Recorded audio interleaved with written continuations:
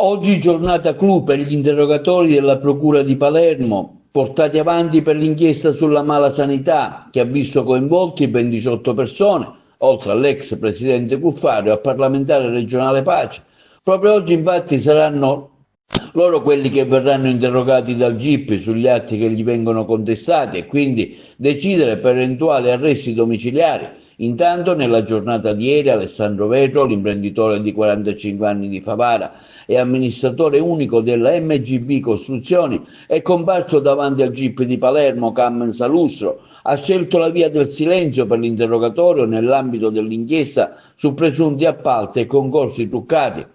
La procura chiede gli arresti domiciliari di 18 persone, tra cui l'imprenditore e l'ex governatore. Vetro si è avvalso della facoltà di non rispondere. L'imprenditore, ricordiamo, è accusato di corruzione per una vicenda legata al consorzio di bonifica. L'ex presidente della regione avrebbe chiesto a Vetro di modificare un documento relativo a un bando di gara, assicurando l'intervento di un componente della commissione. In un'altra intercettazione, Cuffaro avrebbe ricevuto una somma di denaro di 25.000 euro da parte di Vetro, che poi Carmelo Pace, deputato e capogruppo all'Ars della Democrazia Cristiana, avrebbe fatto avere al presidente del consorzio di bonifica della Sicilia occidentale, Giuseppe Tomasino, per favorire l'imprenditore sull'aggiudicazione di alcune gare di appalto. Lo stesso Tomasino si è difeso davanti al GIP di Palermo nel corso dell'interrogatorio preventivo.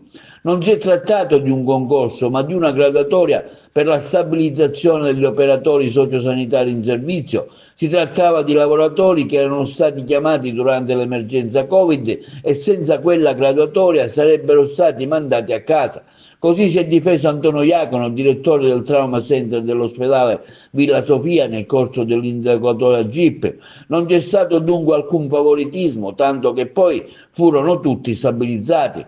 I 15 vincitori avevano già un contratto a tempo determinato e sarebbero stati assunti a tempo indeterminato, ha spiegato. Gli altri avrebbero perso il lavoro. Mi si contesta di aver ricevuto in cambio la promessa di un avanzamento di carriera, ma io avevo ritirato la mia candidatura da tempo perché non ero interessato, ha concluso lo stesso. Quindi tutti, tranne l'imprenditore di Favara, Alessandro Vetro, gli indagati convocati ieri del GIP dal Tribunale di Palermo Sallustro per gli indicatori preventivi, hanno risposto alle domande, respingendo le accuse nell'ambito dell'inchiesta che ha travolto l'ex presidente Cuffaro. Abbiamo chiarito la nostra posizione rispetto alle domande che sono state poste, ha detto Saverio Romano, parlamentare di Noi Moderati. Ho trovato qualche difficoltà a trovare un collegamento tra i capi di imputazione e i fatti quali si sono verificati e ho spiegato perché, ha continuato Romano. Non c'era nessun patto tra me e questi signori, ha proseguito Romano, riguardo l'accusa contestata, ovvero di avere sponsorizzato l'affidamento di un subappalto di una gara bandita dall'ASPI di Siracusa e vinta dalla Dusman SRL alla Euroservice di Sergio Mazzola, imprenditore che sarebbe stato a lui vicino.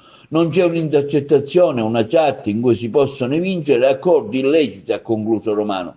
Gli interrogatori riprenderanno oggi, come già detto, davanti al GIP compariranno Antonio Abbonato, Salvatore Cuffaro, il capogruppo DC all'Ars Carmelo Pace e il collaboratore dell'ex governatore Cuffaro, Vito Raso. Il giudice poi si dovrà pronunciare sulle richieste di arresto e decidere su quali misure adottare nei confronti dei 18 coinvolti nell'inchiesta su corruzione, associazione per delinquere e turbata libertà degli incanti, meglio denominata malasanità.